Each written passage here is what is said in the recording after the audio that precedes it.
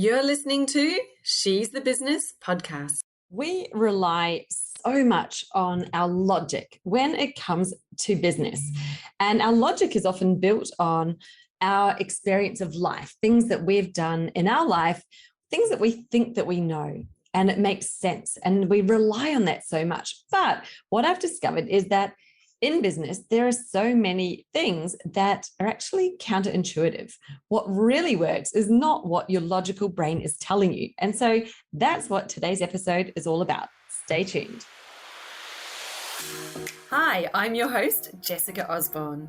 And in my 23 years of business and marketing, I've built many brands to become multi-billion-dollar companies. And just in the last 10 years, I've built 2 online businesses of my own from my dining room table with 2 little babies running around at my feet. I've made it my mission to inspire you to get out of your own way and become the successful business owner who's living the lifestyle you really desire without all the hustle.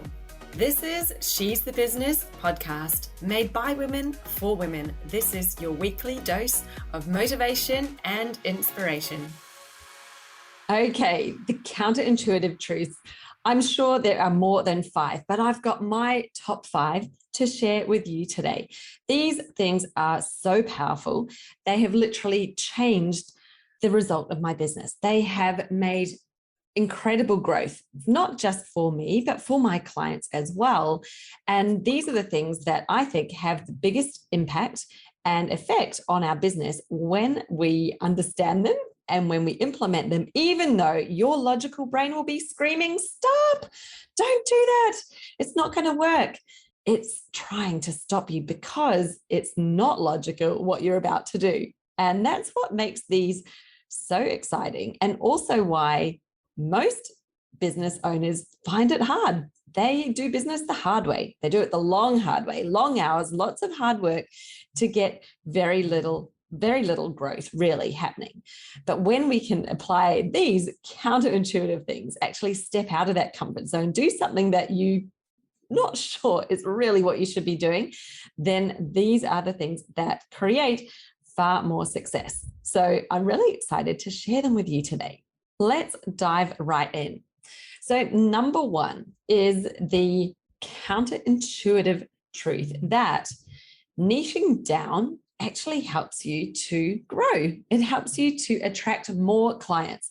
Now, this seems completely counterintuitive because how could making your market scope, the space that you're playing in, smaller, actually result in more clients? Doesn't make sense, does it? We've been trained to think that fishing in a bigger pool where there are more fish means that we'll catch more fish because that's how the logic works. However, here's why this is counterintuitive, why niching down actually helps you to create more clients. It's because when you niche down, and to be honest, I don't really like the word niching down because it makes it feel like you're going down, down, down, when actually you're going to go up, up, up. I really would love you to call it niching, and that means becoming more specific. So let's say becoming more specific. Why does this help you get more clients? Well, it's very, very simple. It's all about relevance. The more specific you get, the more relevant you become to the ones who you're actually trying to sell to, which means that all the other ones that you're not trying to sell to, they see that you're not for them. It doesn't even matter. You're not there for them. You're there for the ones that you're actually trying to sell to. And suddenly you stand out like a bright light. Bing! And just like mosquitoes love to go and fly towards a light, they will see you and they will come to you. Although maybe we'll think about them more like honeybees coming to the pollen rather than mosquitoes, because I don't know about you, but I like to whack a mosquito on the head before it gets the best of me. So let's think of our prospects more like those beautiful bees that are coming to make some honey, and they're just trying to find the best pollen. And guess what you become when you niche down, when you get more specific, is that you become that tantalizing pollen that they cannot wait to dive into. That is the counterintuitive rule. Number 1 is niching down. Let's get into number 2. Number 2 is sell your program before you've created it. Now that sounds like complete nonsense, doesn't it? Well, surely you've got to create the program before you sell it.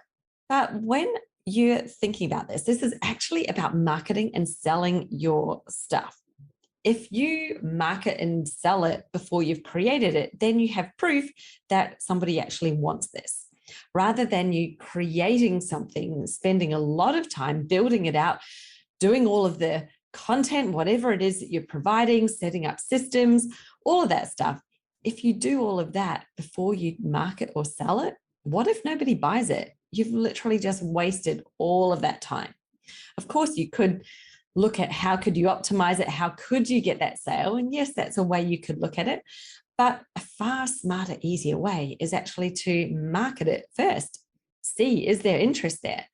Is this something that people actually want? And then you know without a doubt that investing your time and energy into creating it is 100% worthwhile of your time. And maybe if you've really gone out there and actually sold it before you've created it, you've already been paid to create that program or course. Now, this is something that I find different people have different levels of appetite for doing. Some people think, oh, it would put too much pressure on me to sell it before I've created it, because then I've got to create the stuff and you feel a bit of panic setting in that you've got to do it. Now, there are ways that you can get around this. So, well, what if you didn't have to have the whole thing created for day one? What if you could sell it and it's a drip fed type of program, or a program where you create it as you go? Maybe your first group through or first client through is getting this content live. You're creating it with them, and then it becomes recorded for subsequent clients or the next time you open it up. There's so many different ways that you could look at doing this. That's just a few off the top of my head, but you can easily create and sell your program. Actually, you can easily market and sell your program before you've created it. Now, the third counterintuitive rule for success in online business is to stop worrying about what others think.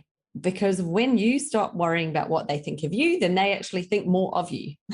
So it's kind of crazy, counterintuitive, right? The less you care about what their judgment is, then the better their judgment is of you. And the more you release it, then the more they're attracted to you. So the less you care about them liking you, actually, the more they will like you. And it is a really hard one to wrap your head around. The only way you're really going to experience this is by actually starting to embody it, starting to let go of the fear of judgment. So what if someone doesn't like what you're saying? What if someone right now is looking at me thinking, well, is she really professional? She's wearing a dress that's a singlet over the shoulders that doesn't look very corporate. Did this girl really spend 20 years in a corporate office building marketing strategies for big, large companies? Well, I think, what I'm wearing got anything to do with my experience or what's in my brain, what my expertise is?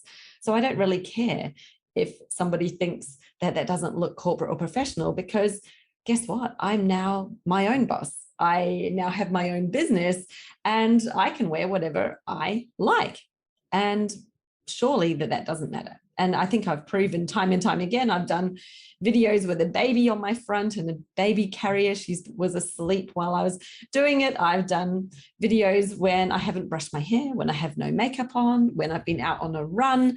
And one of them even made me feel a little bit motion sick when I watched it back, because I was walking too fast, probably, for the camera to be a nice experience for the viewer. So that was a lesson that I had, but I posted and shared it anyway.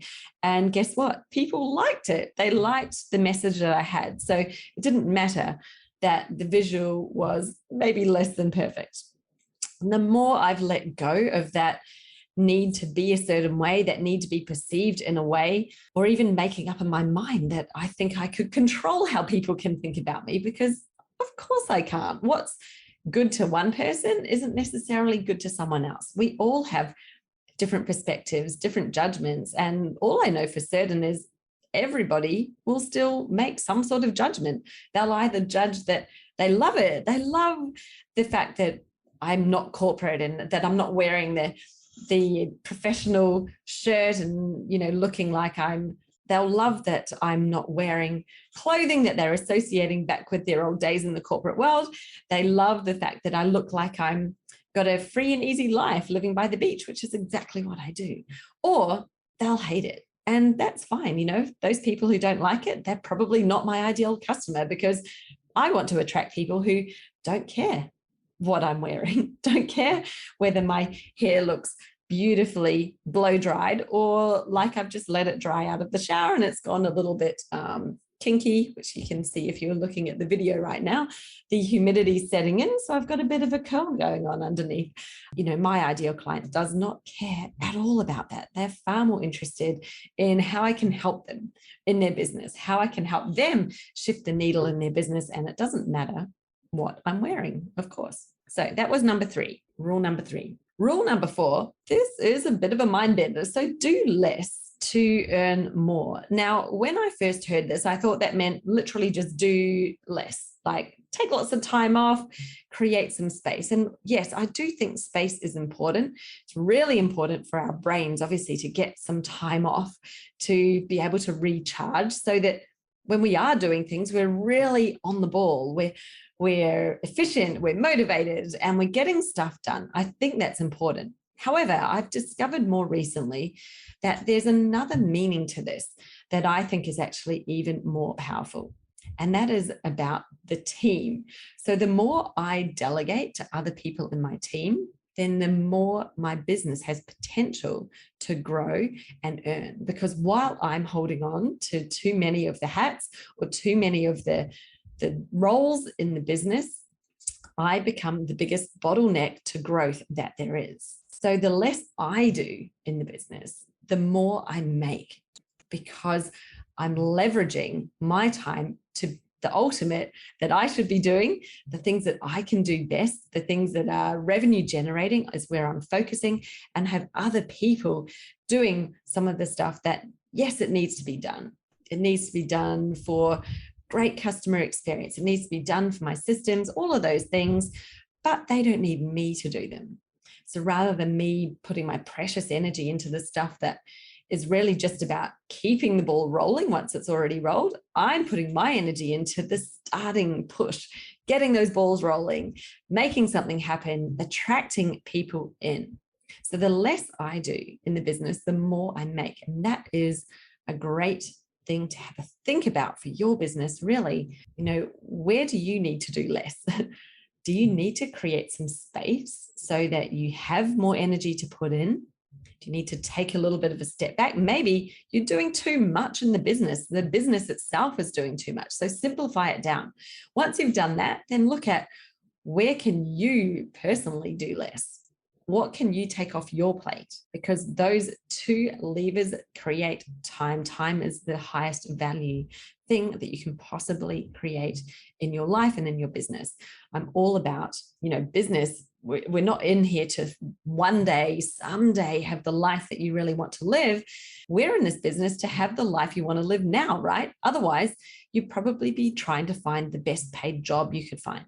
You're here in this business, you're building a business because A, you can see that there's unlimited potential, and B, because probably you want to be in control of your life. You want to be able to take time off when you want to, be able to do the things that you want to do and when you want to do them. So start living into that right now. There's absolutely nothing stopping you. And if you're feeling like you're stuck, then it just is a sign that you need to do some adjustments in your strategy so that your business is aligned with how you want to be living and what it is that you want to be doing. That alignment is so key. And that's what we work on in my program, Business Jam, is getting that alignment happening. Doesn't take long, literally can have a transformational effect. Absolutely. And within the space of weeks. Now, that was number 4. That was my rule number 4. The last one I'm sharing with you today is raise prices in order to sell more. Now, this is so counterintuitive. Your brain will scream, no, oh my God, I think I need to lower my price. If people aren't buying, then that means it's too much. I need to lower my price. That's what we think 99.9% of the time. Guarantee that's our default, right? The brain hits the default button of it's not working, that means I need to go cheaper. I would love if you are there right now, something is not selling. If you're struggling to get a yes, I would love you to do the dead opposite. Go against what your logical brain is telling you and raise your prices right now. Add a zero, double it, whatever you decide. Do something crazy. What have you got to lose? If it's not selling right now, then you've got literally nothing to lose and only everything to gain by raising your price. So raise it, put it out there and see what happens. And I want you to choose a price that feels really good to you. You're like, I would love it if someone paid me this amount for this program. Put it out there, see what happens, because I have literally tried this so many times. It is my default. So it's not counterintuitive for me anymore. But when I feel like something's not working as well as it should, I raise the price on it. Because usually what has happened, and the reason why I say this, because I'm sure you're thinking, what? This is insanity. But instead of just blindly following, I'm going to explain why. Usually it's because you have actually provided something that is of greater value than what the price is you've put on it. And the reason why people aren't buying is because it's not feeling quite right to them. They're not trusting the quality. They're not trusting the value. And so when you stand behind your value that is in whatever it is that you're selling, your service, the package you put together, when you actually value it yourself, then they will value it as well. And I've just experienced this so many times. When I've raised the price, I get clients that are far more committed, who show up, who do the work and get the results. It's a win-win for everyone. Whereas when I devalue it, they don't value it. They often don't show up. They don't do the work. They don't complete the program. They don't get the result. Therefore, they're not actually seeing the value in it anyway. And it's a lose-lose, really, for all of us, because I would love to see people win. I love to see them have huge quantum leaps. I love to get the note to me saying, I'm on track to quadruple my income this year. I'm like, yes, that is amazing. I love it. I want to have more and more and more of those. I want every single one of my clients, whether they're doing Business Jam and kind of doing it on their own, or if they're doing some coaching with me at a higher level, I want every single one of them to have an amazing story to share with me. That is my goal. That's my intention when I put out my programs. And that's why when things aren't selling, I know that it's undervalued. I know that I'm putting in more effort than what I'm charging for, and that I should raise my price.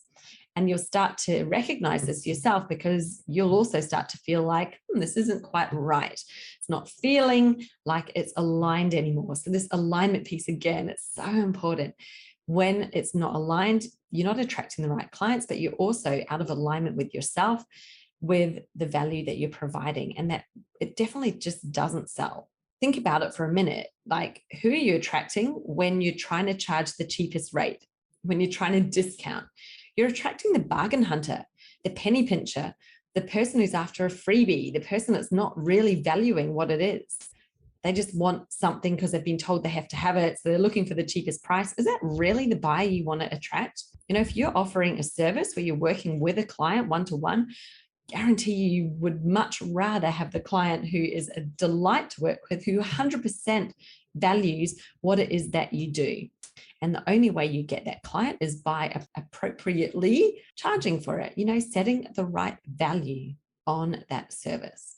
So that is my counterintuitive rule number 5 for you today. I hope you've enjoyed them. I hope this has been a bit of an eye-opener for you. I thought it would be something a bit different to bring to the podcast today.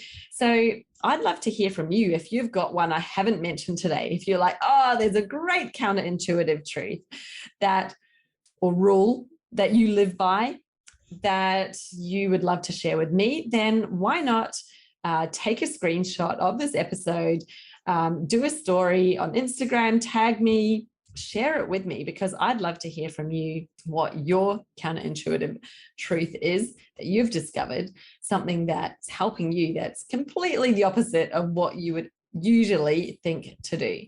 Then please share it, because maybe we'll do a runner-up episode on this. And, why not? If there's a few people with different counterintuitive truths, then maybe we'll do an audience-based episode, and you guys can share with me what those are and maybe have a little piece of an episode that's dedicated to you. So how about it? I would love to hear from you. And if you've enjoyed this episode and you haven't yet rated and reviewed the podcast, then I'd love it if you would do that as well.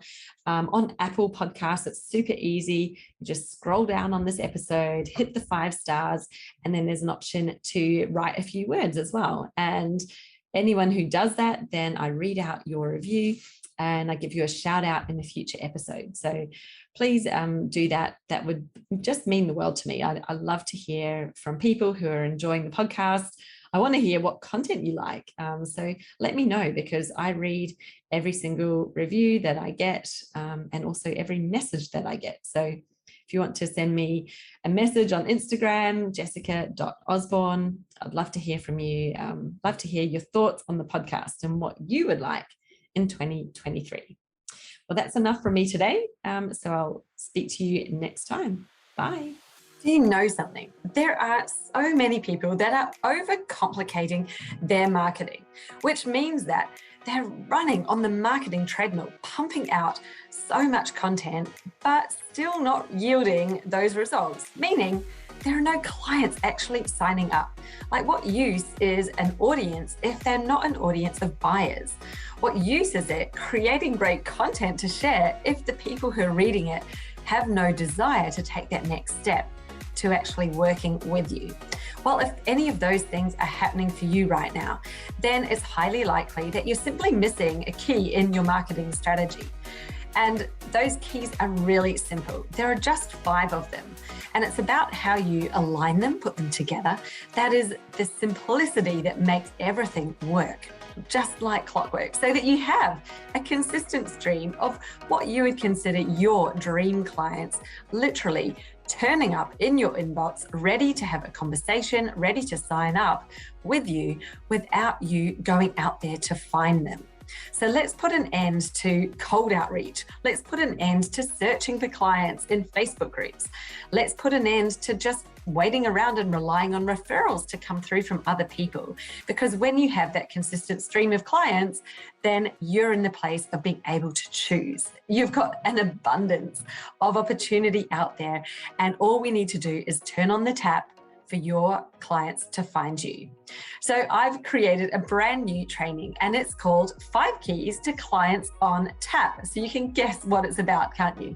Well, this 1-hour short training takes you through those 5 critical keys that you need to have in your business so that you do have clients on tap, and not just any old client, the ones that you most want to be working with, that are going to make you profitable, that are going to fulfill you, are going to make you feel like jumping out of bed every morning because you love your business so much. So you want in? All you need to do is head to jessicaosborne.com/TMF for the magnetic formula. So TMF, and get yourself into the next session that's running for this training. You honestly will not regret it. It is going to change your business, your life, if you've been experiencing any of those problems I mentioned before. Look forward to seeing you in there, and let's do this.